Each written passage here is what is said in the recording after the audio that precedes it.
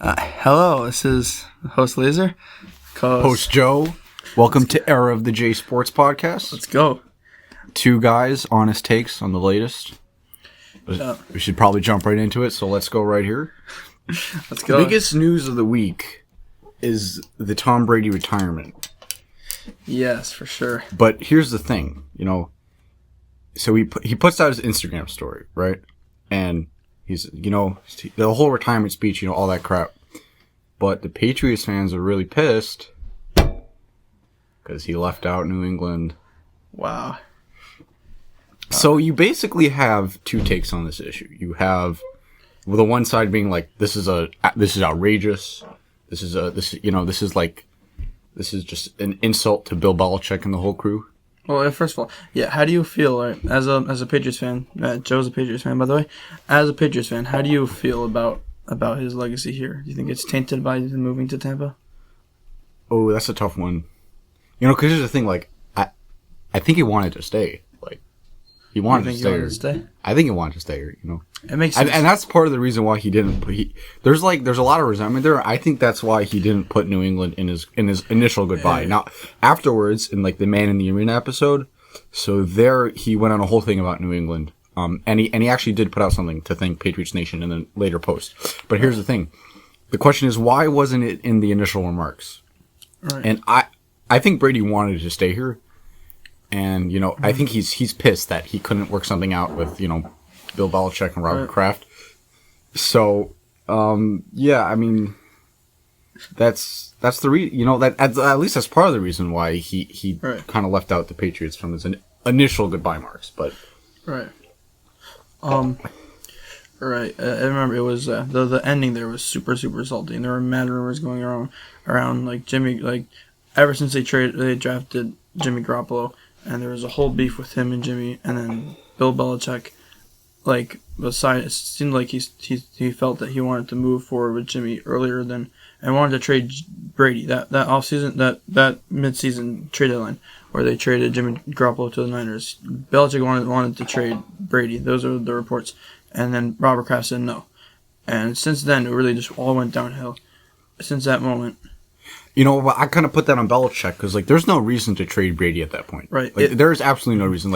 You see, after he left New England, he was still fire.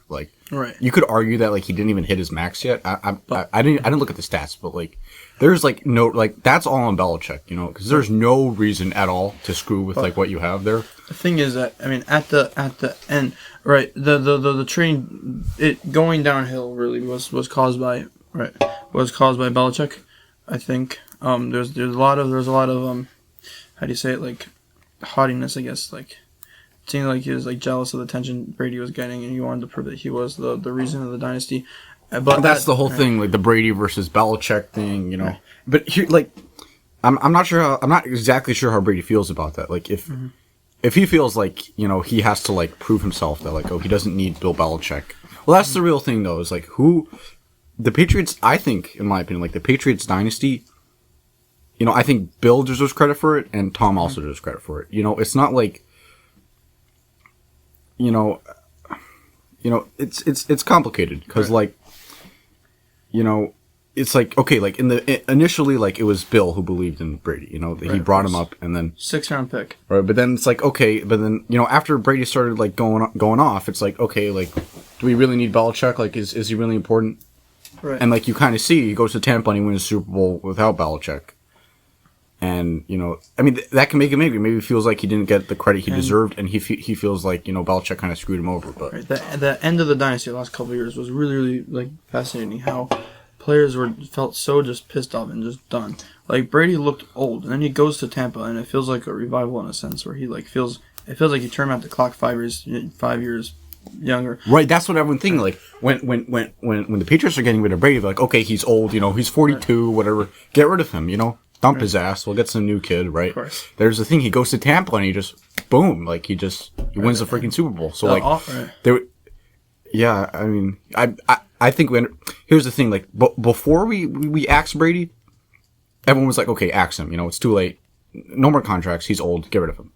Rebuild, whatever it is, right? Because he was playing old. To be fair, it feels like I was on the side of it's time for him to retire because you can see the decline visibly. But then when he goes to Tampa and they surround him with a god squad of weapons with Mike Evans and Chris Godwin and Gronkowski comes back and Antonio Brown is there and no Belichick Belichick like is God right in the Patriots world right, so like you have to do everything the Belichick way right. It's like he goes to Tampa, then that's it. Just fun, and like he can really. He's basically in charge of the whole freaking operation. He said in his goodbye a little bit. He kind of referenced the fact that he was really coached. Like he coached Arians probably more than Arians coached him. I mean, that's another thing is that maybe he doesn't want to come back to Tampa for another year because he can't stand Arians, whatever his name is, and then like the Buccaneers don't want to get rid of him. There's a lot of beef there also, but that could be why he's not come back at all. But maybe. A lot of rumors that this is like a fake retirement where he might just be like, where he's like, he wants to retire now, but then once, it's a lot of times happens with athletes, they're all like, yeah, I feel like I missed out on raising kids. But then like once they're in raising kids, once they have a normal life, they're like, I don't this sucks. What do you mean I don't even know what he means with that. Like he missed out on raising kids? Well, it's like, first of all, I'm pretty sure the football players have the longest off season of any sports player, right? Of course. So, like, they get a 6-month off season, you know? Like, it's not like he has plenty of time to some of his kids. No, but, I mean, you have to, there's still, like, preseason and, like, training. I don't think, maybe. Point is that, once you're actually... I think if he wanted to play another season, I don't think he'd be like, oh, like, I neglected my kids. Right. I think there's something else going on there. Like, I don't think anyone really fully knows what the situation is. There's a lot of speculation about this. A lot of rumors it's Giselle's fault that Giselle really wants Giselle's been like, you know, Giselle's been bitching for years. Of course. You know, apparently, I don't know if this is true, but like apparently like after the Tampa Super Bowl, she goes over to him, she's like, what more do you have to do? Didn't even like say congrats. I don't know. I don't even know if this is true, but like that's what I heard. I don't know. She's been Well, she's been also it's reported that like Tom would be like doing like what like during like the off season or like when he's not at the stadium or whatever. So Giselle would be like, "Oh, is this a family day or is it a football day?" Like, you know, she's not so enthusiastic about like, of course, about Brady's career in the first place, and she probably did have a lot to do with it, but right.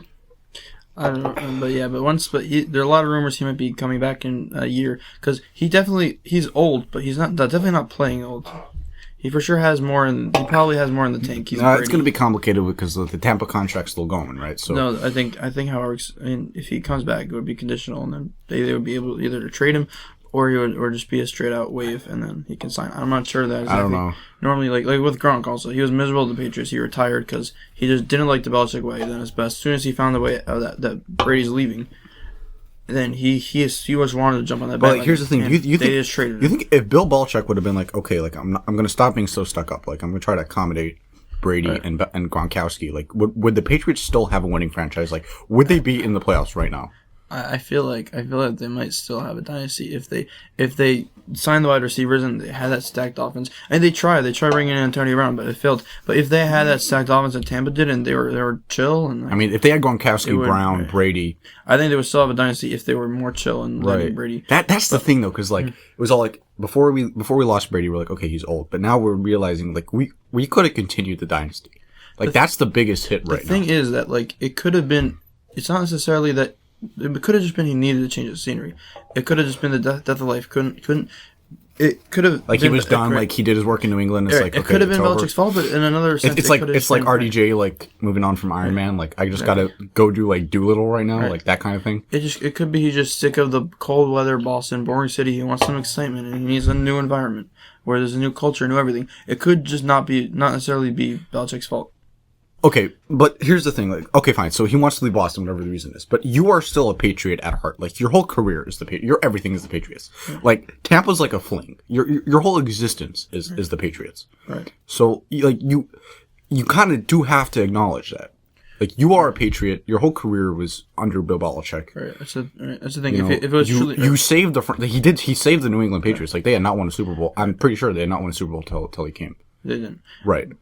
If it was right, and if it was truly, it wasn't really Belichick's fault, he wouldn't have been so cold to him. It feels like there was a lot of disses in press conferences, like subliminal disses, and also he probably would have mentioned a thank you to them in his goodbye. I mean, the thing about Bill Belichick is he's a cold guy. He is like stone cold, like hard as stone. That guy, like you hear his press conferences, he's hard as stone. And it's funny. It feels like in a way that when Brady left, Belichick kind of got jealous of this whole fun environment. It feels like when Cam came, it kind of got more fun to be. I mean, I didn't really pay attention to the Cam season like at all. I was like, makes sense. That was. As if I was a Patriots fan, I probably wouldn't either. But to be honest, that was a really really. I think like experiment. Cam hit his peak after like that failed Super Bowl. Right. I mean, right. And now it feels like Mac is like a match made in heaven. He is like the same thing as Belichick as. Mac, player. Yeah, he's so freaking intense. No, I know Brady's intense, but like Mac, like he's waking up at like 4 a.m. Like right. he is like so intense. He is so like he's Robot Jones. Like he is. And his life is strictly football. It's just only football. Yeah, I mean he is like. I kind of got like Larry Bird vibes. Like there's something like Larry Bird. Like he would like. His whole life, he just like go to practice, drive home. Go to practice, drive home. Like I feel like that's like Mac Jones. Like I hear. Yeah. So we have a ton of topics to talk about today. Wait, just one more thing about Mac Jones. Yeah, is that or the future of the Patriots? Your team. Everyone's my team. Everyone's talking. Yeah, Jones, Era the J, who got Jones versus Lamar Jackson on his side. Freaking Baltimore. Let's go Ravens. Fuck the Ravens. Fuck you. Right. So everyone's talking about like Mac Jones is like he's hit his thing, or like he's only going to be a grade B quarterback, or he's going to get the job done. I think people are jumping to conclusions too fast. Like his stats, okay, I know stats aren't everything, but like his stats are good. He has good stats. He has better stats for a rookie than all these other. You think he'll be a top 7 quarterback in the league? I don't know. I'm not ruling it out like everyone else. The competition is stiff. You got like. I'd say like Mahomes, Allen. Okay, is he gonna be above like Mahomes and Josh Allen? No, but is he gonna be able to compete? Yes. I'll give you 7 names right now where I don't think he'll ever surmount, and they're gonna be in the league for his entire career mostly, and definitely his prime. Yeah, Mahomes, Lamar, Allen, Watson, Rodgers is gonna be there for a lot. I don't know all of it. Trey Lance we haven't even seen him yet. I think he's gonna be a stud. Everyone's saying like they already know Mac Jones. It's been a year. He's a rookie. Like let's go back to like Dak Prescott's rookie year, right? Right. What were people saying about him? Like, you don't know Mac Jones yet. You don't know what he's capable of. Or like, I get it. Like, he's not as athletic as Mahomes, but he still has a lot to prove. Peyton had a horrible rookie year, and he turned around. But but I don't know. I feel it. I think I'm agreeing with the Mac Jones as peak narrative. Mac Jones is peaked. That's what you think. He's done. Not peaked in a sense, but I feel like he's not. I don't think he's ever going to be an A+ quarterback, and he's definitely going to need the help. The question is, will Belichick believe the same thing I believe and give him the help? I don't think he can win a Super Bowl by himself. I don't think he can carry a team. He can't. Well, clearly he was not able to elevate the people around him this year. That was obvious. Well, like, that could have been the scheme also. The end of the season was horrendous. Like he was not able. Like I feel like the Dolphins should have been a win. Like he was not capable of elevating the people around him. Right, but at the same time, the play calling was very rookie centered. Right, here's the thing. Maybe it's one of those things where once they put the ball in his hand and they trust him, boom, he goes off. Exactly. 100%. But like. I don't think so. I think he's a really really good game manager, but that's all he is. I don't think he's elite. I don't think he can carry a team.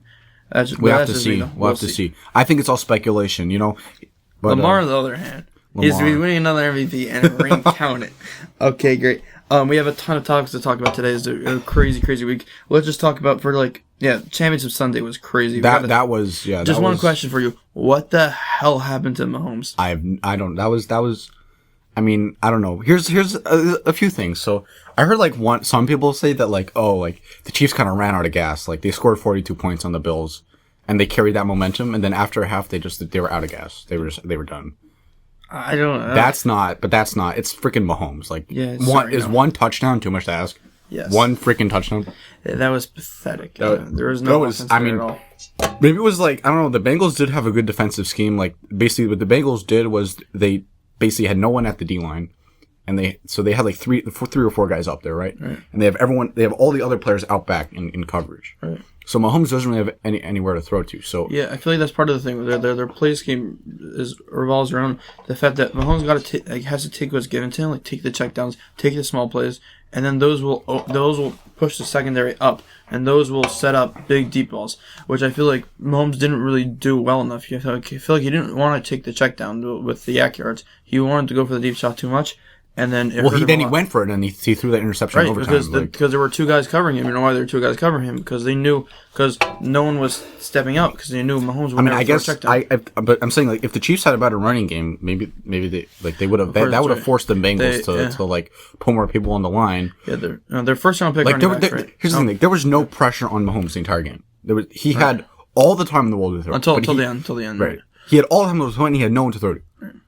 Right. Their running back first round pick is not working out, and I feel like they used the jet sweep to run it most of the playoffs, and it's a problem. They probably should get a good running back just to get the tension on. You got to have that 1-2 punch. Right. You got to have the 1-2 punch because if you only have one ace in the hole, like that's a huge weakness going into the postseason. Just that's the thing with the Colts. Like, the Colts, like I'm sorry, like I'm glad they didn't make the playoffs because they got like Jonathan Taylor, the running back. That's it. You take care of that, and they got nothing. Carson Wentz is hot garbage. Right. They got nothing. You know. Yeah. But all right, yeah. Imagine Jonathan Taylor with Mahomes. That would be fire. Right. You gotta have. I mean, like even like the Packers. Like okay, well, we'll talk about the Packers, whatever. But even the Packers, they have like a decent running game. Like Rodgers isn't like solely just throwing deep ball. The Rams also, like the Rams, they have a good running back. Like so they have the 1-2 punch. Either they'll go deep with Kupp or they'll do the running back. Like right. And before we talk about the losers, the winners, let's just focus on the losers a little bit more. Jimmy G. Do you think he hurt his trade value in the playoffs? Do you think he did? I mean, I think Jimmy G is overrated as heck. I mean, this is how the Niners work. Okay, Deebo Samuel is the guy. Okay, right. And Garoppolo is just like the guy who needs to make an occasional pass in order to help Deebo Samuel lead the team to victory. Right, exactly.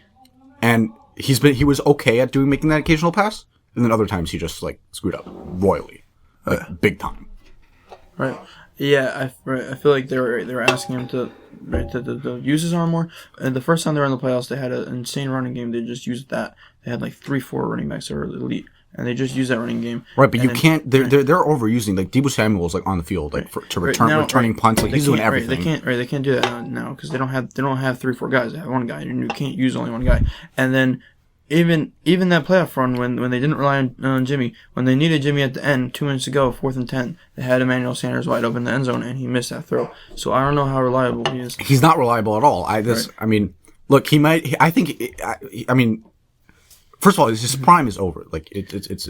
But like hypothetically in the offseason, if Aaron Rodgers decides to stay in Green Bay and Russell Wilson's already going to like let's say Denver and like there's no more quarterbacks on the market, like Deshaun Watson's going to wherever he's going, Carolina. Let's say like a Philly team or like a different team just may just get desperate and give the Niners a first round pick anyway.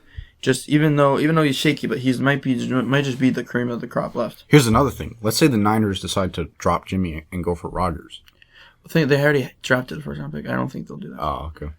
But Rodgers, wait a second. Rodgers wanted to go to. We got to go back to the Chiefs here because that was the. I mean, the Niners had a chance of winning. Right. I going in, I thought, okay, like Patrick Mahomes is going to go throw 4 touchdowns. This game is the Bengals can't score 4 touchdowns.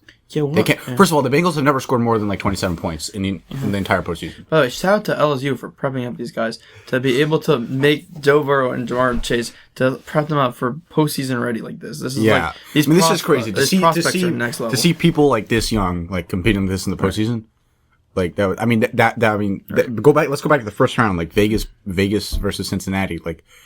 You know, a lot of people are taking Vegas, like, because, like you told me, you thought, like, oh, Burrow's going to choke. It's his first time in the postseason. Yeah, I was not expecting this. And LSU, like, props. Yeah, but that was, I mean, I think the Bengals defense is very good at defending the pass. I mean, they've been doing that super well. I mean, they did get, like, Tennessee scored, 16 points on them? Yeah, nothing. And, like, I mean... I don't even know how like I mean their O-line sucked that game, but like they're doing well. Like they have a good strategy. This is multiple picks in back-to-back postseason games. Am I wrong? I feel like they had multiple picks against Tannehill and Mahomes. Yeah. Well, I mean Tannehill threw at least 2, right? Yeah, I think so. Tannehill's oh my god, Tannehill. Yeah, the Titans are such a farce.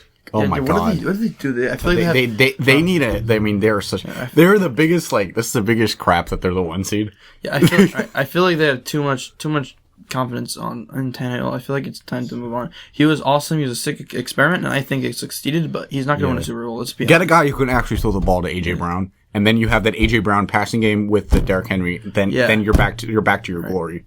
But right now, I mean, oh my god. Right. Okay, let's shift to the winners. I mean, we already spoke about the Bengals a lot. Rams, that like the experiment worked. Rams. They had their experiment of let's like every other team wants to go young and trade their first round and use their first round picks. So screw it. We're just we're a good team. We're picking late. Let's just use all our first round picks to get superstars. Like we're not going to get a superstar at pick 30. So let's get Jalen Ramsey. Let's trade for Von Miller. Let's trade for Matthew Stafford, and let's do this. Let's go at it. And so far, it's working well this year. It's working, but it's not viable though, because I mean, in 3 years, they're going to have to they're going to have to rebuild anyway. So that's the question. Right. Like, are you willing to hunker down? That's what I feel like. Are you willing to suck for like 2 years? I feel like they need the Super Bowl badly. If they don't, Stafford needs this, but I think all the momentum is with Burrow. And that my money's on the Bengals. I'm sorry, my money's on the Bengals. I think Stafford needs Burrow has all the. I know Stafford needs it, but I mean the Bengals have all the momentum right now, and they're gonna finish the underdog story, man. Watch it happen. I feel like the Rams are gonna do it. They're gonna prove this experiment works, and there's gonna be copycats, and probably most of them are gonna fail. Probably. Bro, the Bengals every single time without fail they have upsetted all the teams that are supposedly better than them without fail. I mean they beat the Chiefs at the end of the season. Right. Okay, then they beat the Titans, and they beat the Chiefs again. But you honestly think McVay is gonna lose to his pupil and lose 2 Super Bowls in a row? Like Zach Taylor, the head coach of the Bengals, is McVay's guy. Let's go straight about Sean McVay over here. Yeah. He almost blew. I mean, the Rams are barely in the Super Bowl. I mean, let's go back to the second round here. Yeah. You have the game against Tampa, right? Where they freaking dropped the ball 3 times. What the hell is that? Yeah, you barely got out of that mess. To be fair, you barely got out. I mean, first of all, you blow the end of the season. You're up 20 against the Niners going into the half. You blow that. You blow this game against Tampa. I mean, and you move on to this Niners game. They barely won that also. Right. Deebo Samuel was tearing them apart. Right. He was. I mean, right, to be honest, Jimmy Garoppolo was throwing 20-yard lasers on you. Right. Where is your defense? They're supposed to have a good defense. Where is it? Right, to be honest, man, McVay's not having the best playoffs. He had some horrible. I don't think challenges. McVay has had a good season. I mean, he's in the Super Bowl. He's in the Super Bowl, but I just feel like he barely got there. He definitely did. They crashed, but that's what I feel like the Bengals deserve to be there more than the Rams. At least the Bengals didn't try to give their games away. I guess, but come on, if Lamar's healthy, I don't even know if the Bengals win the division or even make the playoffs. Hey. I know you're a Ravens fan, dude, but the Bengals did in the beginning of the season. The Bengals did roll in there, but again, that was they stomped all over you, man. But Marcus Peters was out and didn't have the running game. I feel like healthy Ravens win the Super Bowl this year. That's how I feel. That's my hot take. I mean, we don't have enough time in this podcast to go into that. I don't think healthy Ravens beat healthy Chiefs, but we'll have to go back to that. Yeah, we'll go back to that. But no, I'm not a fan of Sean McVay. I'm not super into this Rams team. No, Cooper Kupp. Watching Cooper Kupp and Matthew Stafford work is it's like art. It's watching art. Exactly. How do you? It is beautiful. It is beautiful. It's beautiful, but that everything else, I just oh my god, they just gave the game to Tom Brady. Just here's the game. Well, the thing is, make another comeback, Tom. Here it is. Let's give you the ball. They gave it up, and even after all that, even after it's tied, it's Stafford just throws I don't know how. Right, but that's the thing. Think about how sloppy that is. It's okay, right? So we blow the game, and then we'll just throw a bomb and win it. That's not an efficient team. I mean, the Chiefs had sloppy moments too. I mean, the Chiefs on their Super Bowl run, they were down 24 to the Texans, and the Texans are not the Bucks, and they were down 24 in the first quarter, and they still won that game. And sloppiness, I don't think that really shows. It's winning. If you win, you can give up a huge, crazy lead, 27-3 lead. I guess you're saying that's just their play style, Their play style is. They're like the Cowboys, but they actually work. Right. The Cowboys are sloppy, but they mess it up. They're sloppy, but they pull it out in the end. Right. I guess that's just their game style. But the thing is that it's very risky, and you see that with Stafford. Sometimes he'll just he at the beginning of the Niners game, what is it, first and goal or something? He throws an interception. Right.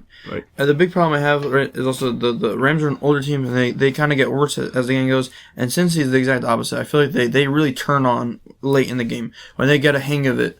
When they cool down their emotions, they get better. Because you thought that when by the half I thought, okay, it's 21-3. This game's over. Right. Mahomes 2 more touchdowns. He can easily that.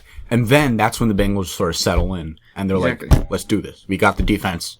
as the Rams were up 27-3 against the Bucks, and they almost lost that game. Right. It's like the exact opposite. Right. That's where I'm concerned. And that's why it's going to be such a great Super Bowl. Exactly.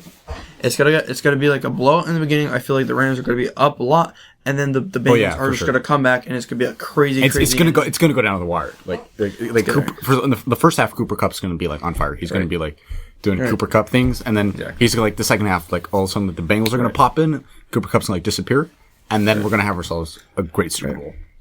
Yeah, and then you got to talk about the last thing. It's just the NFL coaching the hires. I'll just give a short run through of all the hires, and then we'll talk about he's gonna want to talk about McDaniels. Yeah, we got to talk about McDaniels. And then the Brian Flores situation, the controversialness. Yeah. So first off, there was So the New York Giants got a plus hire with Brian Daboll. He was probably the best offensive mind on the market.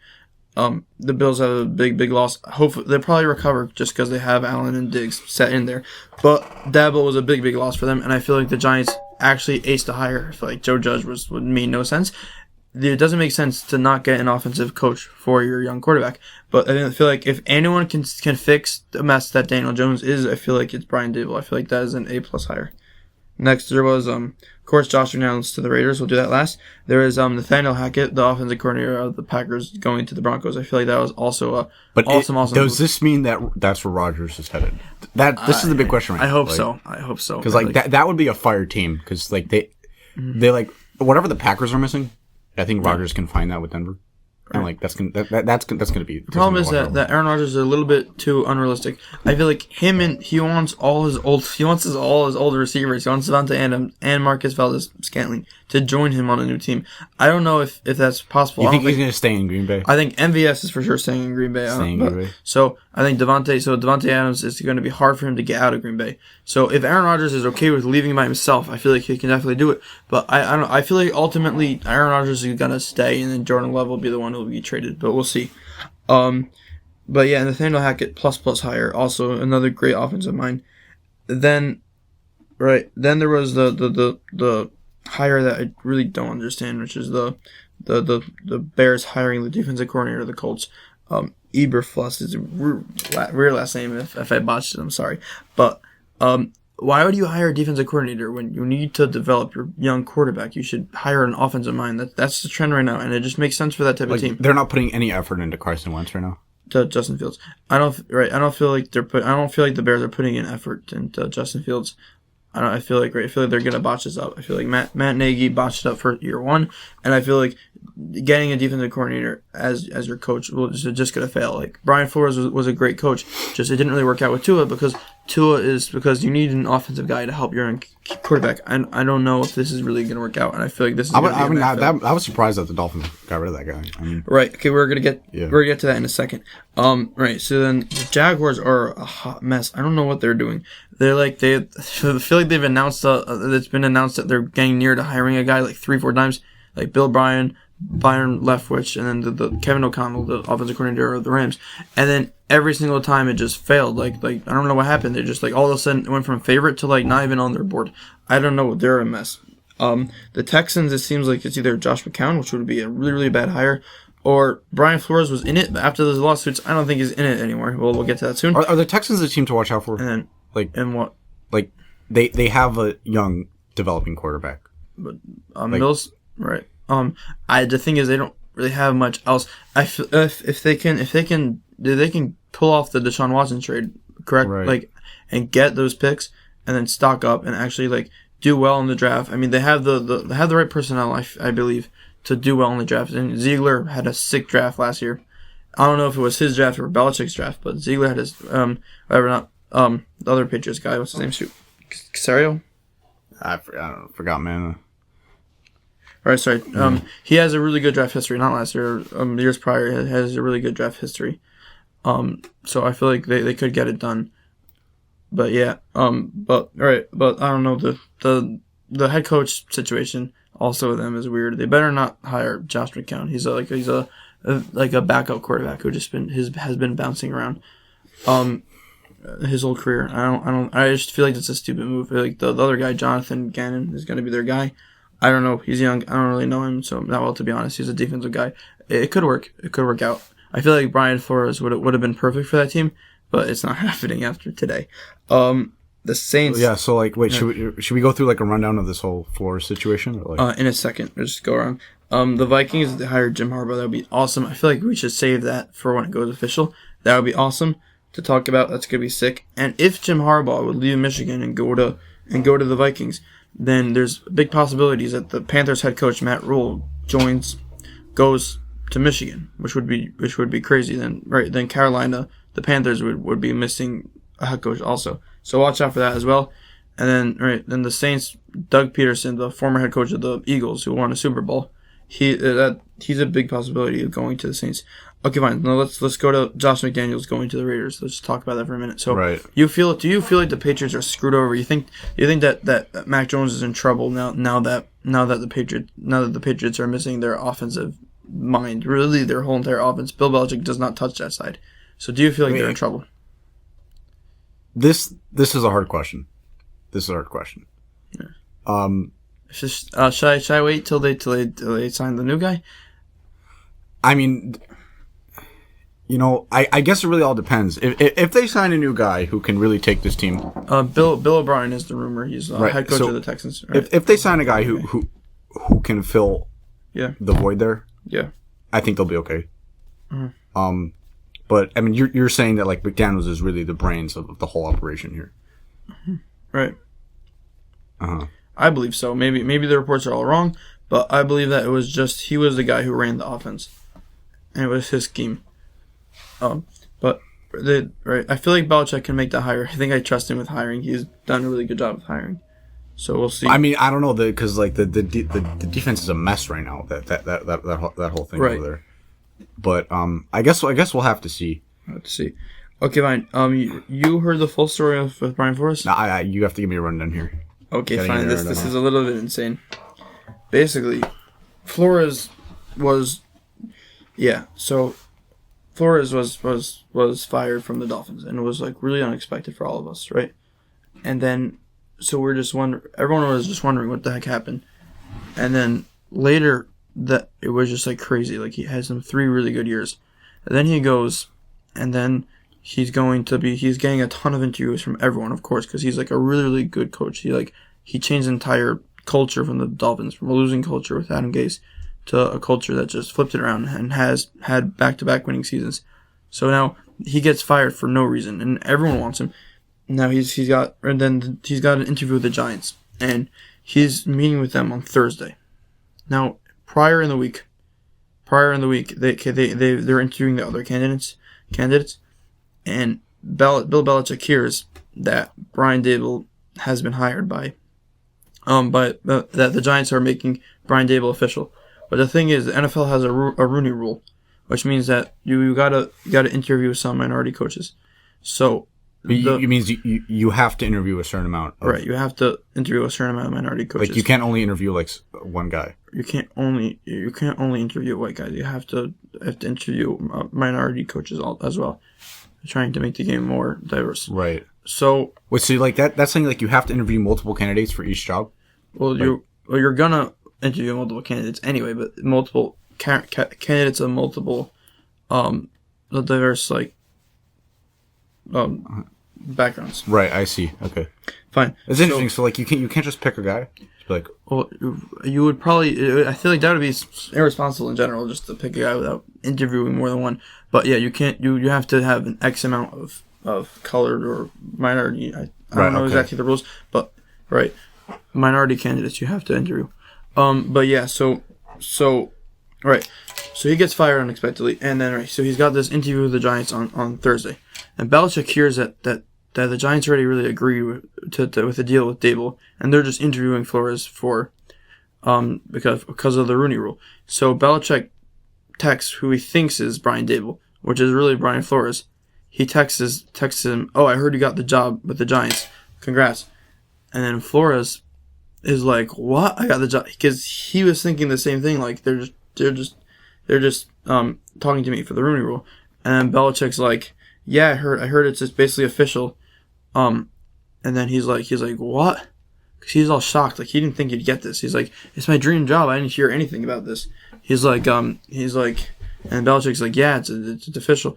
And then he's like, and I guess Flores realized that it wasn't that this wasn't supposed to go to him. So he's like, you realize this is Brian Flores, right? And he's like, oh shoot, I fucked up, and I thought this was Brian Daboll. My bad. And then he realized, and then Flores realized he's been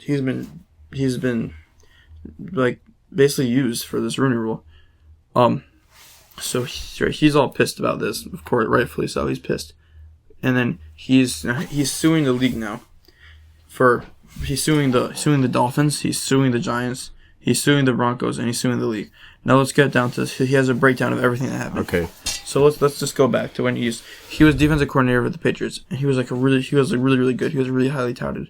He had He had a really big name in the league, in the market, and basically he was set for an interview with the Broncos, his first time available, and the Broncos he flies all the way to Denver, and he goes to the meeting with Denver, but these guys already decided. Elway already picked Vic Fangio, the defensive coordinator of the Bears, also a highly touted name.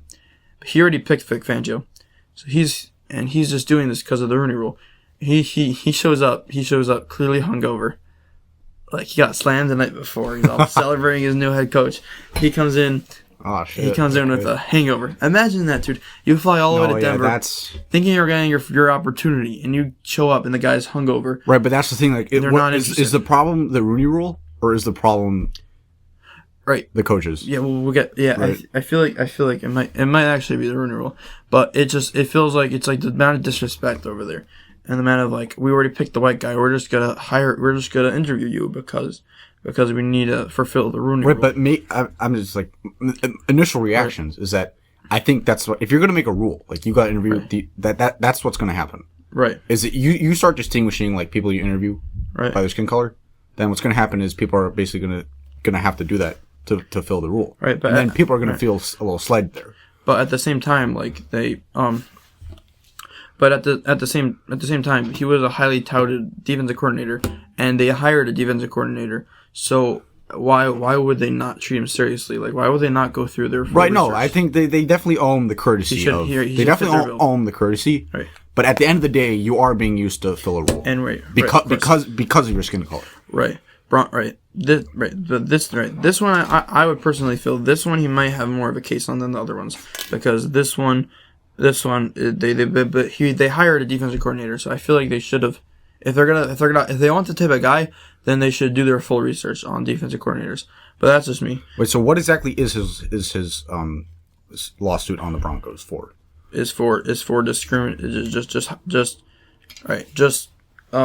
I guess kind of like just the discriminating in their search, and just wasting his time, just sending him out there, and being like, I'm just hiring the white guy. And right, although I think this is, at least, again, I'll say this again, but I think it's just partially the NFL's fault for at least the way they're implementing this rule. I think 1,000%. They got to revise the rule. They got to reform the rule.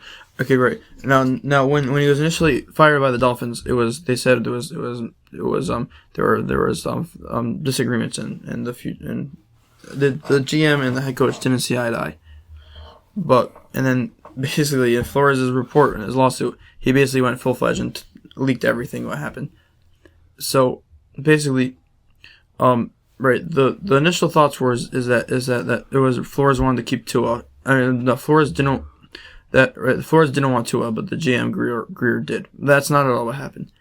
We're gonna transfer back to 2 years from now, before Tua. And the Dolphins want the number one pick in the draft, so they can pick whatever QB they want. So they tell their quarterback, they'll tell their head coach, we need you to lose. And in return for you, every game that you lose, you tank for us, we're gonna pay you $100,000. And that's like for sure what went down. Yes. Okay. Brian Flores is like, I don't know if this was a financial reason or this was an integrity reason, an integrity thing or a financial thing. But he was like, no, I'm not gonna be tanking games. Which he went 5-11, which was crazy for that team, because most teams, this is all Flores' work. Yeah, most guys had them going like 0-16, like really really bad. They had zero talent on that team, and their quarterback was no one special. And Ryan Fitzpatrick, who's like a journeyman, he was like 38 at the time, and he took that team and went 5-11, which was extremely impressive. And Flores was like, no, I'm not gonna tank for you, and he didn't. And he got $1 million. He lost out on $500,000. It's $500,000 for those 5 wins that he lost out on. But the thing is that, in one way, he lost in that $500,000 now. But the thing is, but if you think about it, they would probably fire him due to the outside pressure of, oh, Flores is a horrible coach now. They probably would have fired him for due to bad performance, even though bad performance was not his fault. I mean, is that really? I mean, relatively, that's not bad performance to go 5-11. No, I'm saying if he would have tanked more, which was what was expected of him, because they didn't get the number 1 overall pick then because he did too well. Right. Okay. So and he never would have gotten a job again. He would have been that scrub, especially with the fact that he's on the defensive side and the fact that he's a man of color, which is harder to get a head coaching job in the NFL. With that's just the sad truth. So if with those factors, it basically would have ended his career, and maybe I don't think that $500,000 was probably worth it for him even. But regardless, so he does. So this disagreement, I mean, come on, it's like one wanted to cheat, one didn't, and or we'll get to more examples also right now. Is that he wanted that off season, the GM wanted Flores to meet with a quarterback under contract and talk to him about and tamper with him about coming to the Dolphins. And they set up a whole meeting on a yacht. It'll all be secret. And Flores was like, no, it's not something that we're going to do. We're not going to tamper. It's not right. And this heavily pissed off ownership, heavily pissed off the GM. And this is part of it where it became, they leaked out that he's a toxic person to work with. Which I don't think he's a toxic person. He's just an honest person. He's like, he has integrity, as opposed to GM. So basically, Flores is under fire for his integrity. Yes. To coaching and to the game. Right, and he said, and he's thinking that, and then once it's leaked out that he's having trouble with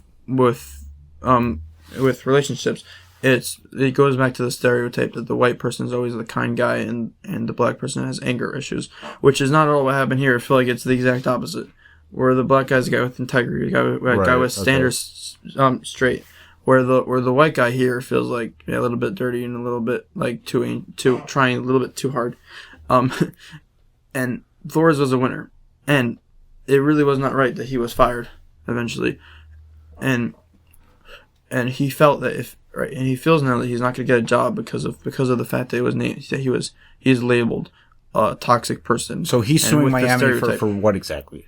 He's suing Miami for I guess, I don't know if it's leaking out these news, but it's probably part of it, or basically firing him as discrimination. Right. So he's suing them for discrimination. Yeah.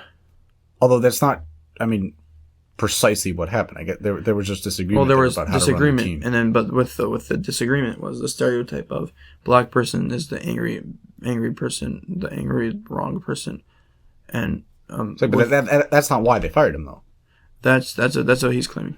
I see. But yeah, I feel like he definitely has a case with the Dolphins as well. The one I don't agree is the Giants one, because here's the thing. Yes, they made a decision before the interview, and that's wrong, and they really screwed him over. But the thing is that Brian Daboll was probably the best offensive mind in the market, and it made sense to get a young offensive guy for your quarterback. It's not going to help you to have a defensive guy. I mean, that doesn't change the fact that Joe Judge failed epically, and they needed that offensive firepower to help out Daniel Jones. So it made sense. The new hire made sense. Daboll made sense over Flores a lot more than Fangio made sense over Flores. So it didn't even make sense to really interview Flores. It wasn't a good fit. You think like he should have known from the beginning like what was going on? Like he should. They should. I mean, that's true, but like I guess according to the letter of the law, that doesn't change the fact that they did use him. Or like he was just like they did use him, but I don't think even if they didn't, right. If everything was fair, I don't think they would have hired him because it just didn't make sense. They needed an offensive guy. But that's it's almost like he didn't know what was going on, and then like he gets this text from Belichick, and he's like, oh my god, like, but then but definitely the Dolphins, he 100% got screwed over. This you'd have to agree with me. I mean, yeah. So what he did with the Dolphins was like extraordinary. Right. I mean, exactly. Like, I mean, even what the Dolphins did like this season, like, that was amazing. Right. They go from they won 8 in a row. I know they kicked my Patriots ass, but like they get credit for that. Like that. I mean, of course. I mean, yeah. It's And then he's pretty amazing what he did. And the last lawsuit is he's suing the NFL for it's a class lawsuit, which means he's suing for every single like every single instance that he can think of where a coach was discriminated against. There was Caldwell, who was fired after doing really, really well with the Colts. Then there was the one year that Peyton Manning got injured, and then Caldwell was fired right after that season. Even though he had one bad season, 2-14, but before that, with Peyton Manning, they were elite. And then they fire Caldwell right after the one bad season without a quarterback. And then he goes to the Lions, and he does extraordinary with them also. He has a winning season 3 out of 4 years, and they make the playoffs 2 out of 4, and he gets fired right away. And then there's the Eric Bieniemy case, and there's a bunch of more. I don't really know all of them on top of my head. So this lawsuit is assuming that all these cases are race-related. Right. It could be. Right. It could be. They're not. I don't know. Right, but I think again, I'm going to go back to what I was saying before. The real problem here is this rule. I understand. Like this rule is just not. This is, I mean, whether this rule should exist in the first place, you can argue, but the way they're implementing this just sounds horrendous. Like, basically, you're just making a rule like you just have to check off a box. Like, I interviewed a black person. Right. Now, essentially, what that does is just reduce a black person to a box that you check off. Right. There's got to be a better way to do that. Of course. Because that's what's going to happen. You're going to have the people interviewing black people just so they can say I did it because it's just virtue signaling. Like no one's really. I don't think they really put a lot of thought into what they were doing. Right. They kind of just like okay, like let's just like get points for being for being inclusive, but you're not really thinking about how you're implementing it and how it's actually going to affect people. Right. Right. They probably should just keep the incentive. I understand why Flores is pissed. Like he has a right to be pissed. Because. It's kind of not fair to him, like, what's going on, like, right. But I hope this, and think about it, it's kind of funny, because, like, all this has happened to him because of his skin color. Right. Like, because he's black, now he's being used by all these teams. Right. In order to fulfill some rule. Right. I mean, that's kind of backwards. Right, exactly. Yeah, this rule definitely needs performing. Also, I hope this gets to court. I guess I hope this gets to court, because then... I mean, I think the NFL will try to, do damage control before that. If it gets to court, then... There will be so much coming out about so much hidden stuff about how racist this league actually is or isn't, and it would just be fun to see, at least for all the people what's going on behind the secret doors of the NFL. Bro. Exactly, for all the people who were hurt, it definitely is great for them to finally get these stories out, and for us for entertainment value, just to be honest. Yeah. All right, I think that might be everything for our first one. Hopefully, one of many. All right, yeah, we hope to drop once a week. Just again, honest takes on the latest, and of course, yeah. So it's your boy Joe, Laser, signing out.